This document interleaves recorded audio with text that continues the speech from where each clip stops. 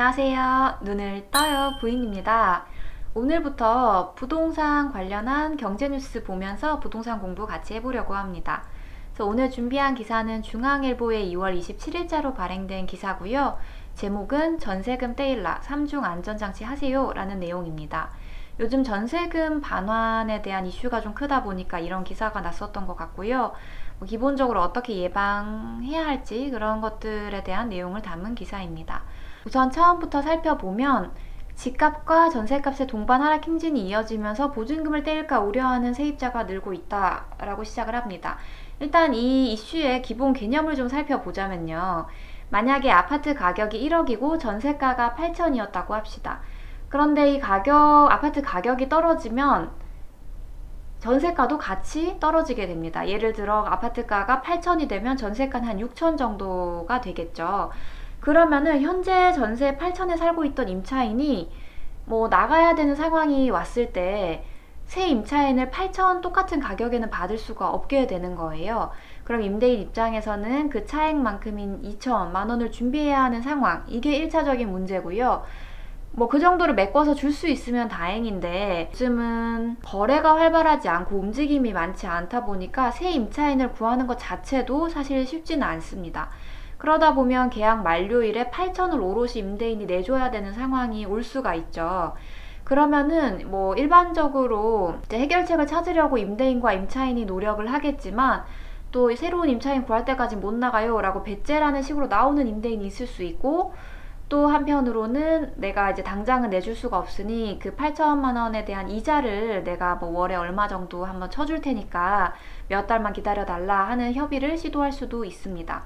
그래서 이게 이제 협의가 돼서 해결이 되면 다행인데, 또 문제는 만약에 임차인이 어떤 집을 사서 꼭 들어가야 되는 상황이거나 이 계약 만료를 고지하면서 동시에 새 집을 알아봐서 그쪽에 계약금을 넣어놓은 경우, 이런 경우에는 반드시 이사를 나가야 하기 때문에 이제 최악의 상황을 맞이하게 될 수 있습니다. 그래서 그 전에 이제 우리가 어떻게 확인을 하면 좋을지라는 내용으로 시작을 하는 건데요. 공인중개사를 통해서 전셋집 구하지만 판단은 세입자 본인의 몫이기 때문에 주의해야 한다. 그래서 등본을 볼 때는 직접 떼서 확인을 하고 소유자인지 배당 순위는 몇 번째일지는 확인해야 한다 라고 나와 있는데, 일단 이 직접 떼어라는 단어가 좀 눈에 들어옵니다. 물론 집에서도 주소를 알면 누구나 등기부 등본은 열람을 해볼 수 있습니다. 그래서 그렇게 해보시는 것도 방법이지만, 부동산에서 보통은 이제 자료를 뽑아주니까 굳이 내가 1,000원씩 내가면서 하실 필요는 없고, 중요한 건 부동산에서 확인을 하시더라도 그걸 뽑은 일시가 프린트된 그 마지막에 보면 나와 있거든요. 그래서 그런 날짜나 시간을 좀 확인을 하셔서 내가 계약하는 날에도 한번 보시고 잔금을 하시는 날에도 보시고, 그 사이에 혹시나 변동사항이 있을 수 있으니까 2번 정도는 체크를 해주시는 게 좋습니다. 그래서 여기서 말하는 배당순위라는 건 이게 정말 잘못돼서 이제 우리가 경매에 넘어갔을 때 그때 내가 배당을 받을 수 있는지를 한번 확인을 해보는 건데요. 보통은 이제 집이 경매에 넘어가면 최초 저당권 설정일을 말소기준 권리라고 봅니다. 그래서 이 말소기준 권리가 생기면 그 말소기준 권리 이후의 내용은 소멸이 되고요. 말소기준 권리 이전의 내용은 경매 낙찰자가 인수를 해야 합니다. 그러니까 이제 저당권이 설정돼 있기 전에 내가 대항력을 갖춘 임차인이다 라고 하면 경매를 통해서 새로운 주인이 생겨도 권리를 행사할 수가 있게 되지만, 저당권 설정 이후에 내가 계약을 한 임차인이다 라고 하면 이제 법에서는 이 사람은 여기에 저당권이 설정돼 있는 거 알고도 들어온 사람이기 때문에 그렇게 보호를 해주지 않습니다. 그 점을 좀 유의를 하셔야 되고, 이제 배당 순위라는 거 이제 경매에 낙찰이 됐을 때 이 경매금을 나눠 가질 때 아까 말씀드린 그 말소 기준 권리 이전의 권리를 가진 사람들이 어떤 기준에 따라서 순위를 매기고 배당금을 나눠 갖게 되거든요. 그때 그 배당 순위를 말하게 됩니다. 그래서 밑에 보시면 또 근저당 설정액하고 전세 보증금을 합한 금액이 집 매매가의 50에서 70% 아래여야 안전하다라는 게 중론이고, 물론 전세를 하실 때는 사실 대출이 하나도 없는 집이 가장 깨끗하고 또 좋습니다. 그래서 여기서 말하는 근저당 설정액이라는 거는 쉽게 우리가 이 사람이 대출 얼마 받았냐 라고 할 때 말하는 건데요. 우리가 등본을 보실 때 갑구라고 하는 가장 먼저 나오는 그 구역에는 소유권을 표시하게 됩니다.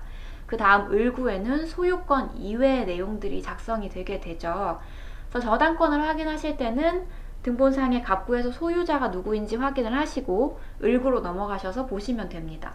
대출이 없으면 비어 있겠죠. 대출이 있으면 근저당 설정이라고 해서 적혀 있게 되는데, 이 설정 금액은 실제 이 주인이 대출한 금액보다 높게 책정됩니다. 보통 한 120% 정도까지 높게 책정을 하는데, 그 이유는 만에 하나 이게 경매 절차를 밟을 경우에 그 부대 비용, 그리고 이제 연체 이자 같은 것들을 감안하기 때문에 조금 더 높게 잡혀 있는 것도 좀 참고하시면 좋을 것 같고요.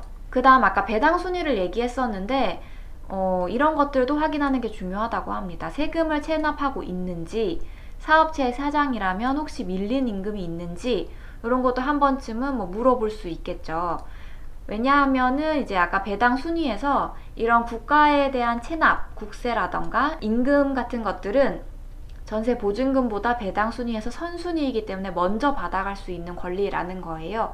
그렇기 때문에 그런 게 있으면 또 내가 받아갈 수 있는 금액이 점점 줄어드니까 한번 확인을 하시면 좋겠다라는 내용인 것 같고요. 다가구 주택을 구매할 경우라면 전입세대 열람원을 발급받아서 세입자 현황도 파악해야 된다 라고 하는데, 이 다가구 주택은 개념만 한번 볼게요. 우리가 주택이라고 할 때 다가구 주택하고 다세대 주택이 있어요. 근데 이게 헷갈릴 때는 이렇게 생각을 하시면 됩니다. 다가구 주택은 하나의 주택에 가구 수가 많은 거예요. 그러니까 주택의 주인은 한 명인데 거기에 들어와 사는 사람들이 많은 거죠.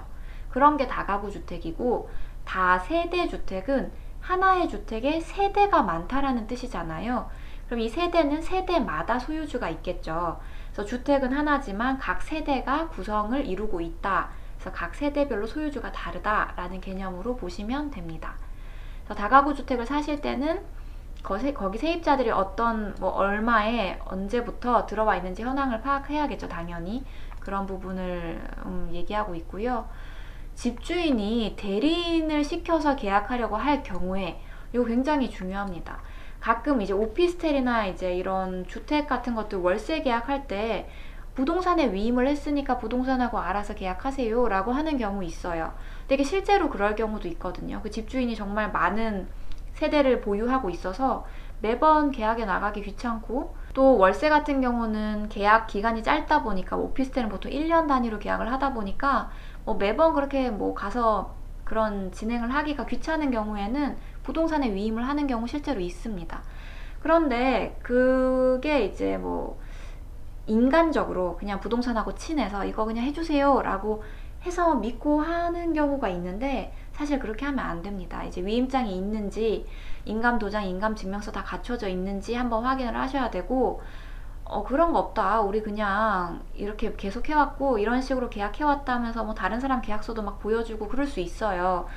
근데 그렇구나 하면서 어영부영 넘어가셔서 찝찝할 바에는 그냥 정확하게 얘기를 하시는 게 좋습니다. 그냥 위임장 보고 하겠다, 인감도장, 인감증명서 보여주세요 하시는 게 좋고, 또 집주인하고 직접 통화도 당연히 하셔야겠죠. 계약날 나오시지 않았다고 해서 그냥 진행하시지 마시고 통화 한번 하셔서 본인 맞으신지, 나 이 금액에 이렇게 계약하는데 알고 계신지, 계약 기간 같은 것도 한번 얘기를 하고, 그런 것들은 녹취를 남겨놓는 게 증명자료가 되겠죠. 그래서 그렇게 진행을 하시면 되고, 계약을 마쳤다면 주임법상 세입자로서의 권리를 완전히 누리려면 점유, 전입신고, 확정일자 받기를 하나라도 빠뜨리지 말아라 라고 돼 있는데요. 일단 점유는 당연히 이사를 가야 한다는 내용인 거 아시겠고, 전입신고는 이런 거예요. 보통 임차인들은 임차권이나 전세권을 설정해서 우리가 등기에 잘 올리지는 않죠. 그러면은 누구에게나 내가 이 집에 살 권리가 있다라는 걸 알릴 게 필요한데, 그게 전입신고입니다. 내가 전입신고를 함으로써 내가 이 집에 계약해서 살 권리가 있는 사람이다 라는 걸 보여주게 되는 거고요. 그거를 이제 법적으로는 대항력이라고 얘기하기도 합니다. 내가 전입신고를 함으로써 대항력을 갖춘 임차인이 되는 거예요. 여기에도 나와 있네요. 대항력을 얻게 된다. 그래서 대항력이라는 건 내가 누구에게든 대항할 수 있는 힘이라는 뜻이에요. 그래서 전입신고를 하지 않으면은 아까 얘기했던 말소 기준 권리 이전에 내가 계약을 했다 하더라도 증명할 방법이 없게 되죠. 내가 그 이전에 계약하고 산 사람이다 라고 증명을 하기 위해서는 전입신고가 반드시 필요하고요. 또 이제 이 밑에 보시면은 확정일자까지 받으면 우선 변제권도 갖게 된다 라고 돼 있는데요. 일단 내가 대항력을 갖춘 이후에 확정일자까지 받게 되면 경매에 넘어갔을 때 다른 권리자보다 우선해서 임차 보증금을 받을 수 있는 권리를 획득하게 됩니다. 그런데 이 중요한 건 대항력을 갖추지 않은 상태에서 확정일자만 받으시면 그건 인정해주지 않기 때문에 가장 중요한 건 계약을 하셨다면 이사를 하시고 전입신고를 하시고 대항력을 갖추신 이후에 확정일자를 받으셔야 합니다. 쭉 보시면 그래서 가급적 계약서에 세입자가 주택인도 전입신고 확정일자 받기를 마친 다음 날까지 임대인은 근저당권 설정 등의 행위를 하지 않으며 위반 시 임대차 계약을 해지할 수 있다라는 특약을 넣는 게 좋다라는 거죠. 그러니까 내가 전입신고 받고 확정일자를 마치기 전에 이 사람이 또 대출을 받아버리면 문제가 생기니까 내가 이걸 하기 전까지는 절대 하지 마세요 라고 특약을 넣는 게 좋고 일반적으로 이런 내용은 들어가게 됩니다. 그리고 또 가능하다면 전세권 설정을 하면 좋은데 사실상 이거는 좀 많이 하시지는 않죠. 왜냐하면 일단 등기 비용이 발생을 하고요. 또 이 전세권 등기를 하기 위해서는 이 집주인, 소유주의 인감증명서나 이런 개인적인 자료들도 받아야 합니다. 그리고 또 내가 전세를 살게 되면 또 계속 살게 될 수도 있잖아요. 그럼 그런 경우에는 계속 등기도 같이 갱신을 해줘야 되기 때문에 비용이 계속 발생을 하게 돼서 사실상 이제 전세권 등기까지는 잘 하시지는 않지만 내가 그래도 최후의 수단으로 좀 안전하게 하고 싶다라고 하시면은 뭐 등기를 하시는 것도 괜찮습니다. 근데 요즘은 이제 이 등기보다는 이 보증금 반환 보증 보험에 많이 드시려고 하시죠. 일단 보험 같은 경우는 전세 만료 후에 30일이 지나도 보증금을 못 받는 경우에 보증보험사에서 전액을 돌려주는 그런 상품입니다. 그러니까 보험료를 계속 일정 금액 납입을 해야 하는 거고요. 계약 가입이 가능한 대상은 1년 이상 전세 계약 중에 계약 기간이 절반 이상 남았을 경우에 하나입니다. 그러니까 보통 2년 계약이라면 1년 이상 전세 기간이 남아 있을 때 가입이 가능한 거고요. 보증금을 끝까지 안 돌려주면 어떻게 해야 될까? 소송 제기할 수도 있지만 그 전에는 분쟁조정위원회에서 중재를 한번 이용을 해 보아라 라는 내용이고요. 보증금을 되돌려받지 못했는데 이사를 해야 하는 상황이라면 법원에 임차권 등기명령 신청하는 거 잊으면 안 된다. 아까 우리가 앞에서 전입신고 전에 점유가 중요하다 그랬어요. 그러니까 점유, 내가 여기서 살고 있는 거 굉장히 중요하거든요. 근데 내가 보증금 안 받았는데 나가버리면 그 권리를 포기하는 거하고 같아요. 그렇기 때문에 절대 이사는 가시면 안 되지만 가야 하는 상황이라면 내가 임차권이 있음을 등기를 신청해 놓고 가는 거죠. 임차권 등기 명령이란 살던 집에 대한 대항력과 우선 변제권을 잃지 않도록 보장해 주는 것이다. 그래서 어떻게든 이런 구조공단을 통해서 한번 이제 해결을 해보라 하는 내용이네요. 그래서 오늘은 이 전월세 보증금 반환에 대한 기사를 한번 살펴봤고요. 이 안에서 저희가 공부해 볼 수 있는 키워드 몇 가지 뽑아서 한번 얘기를 해봤습니다. 그럼 다음 시간에 또 우리 같이 공부해요. 안녕.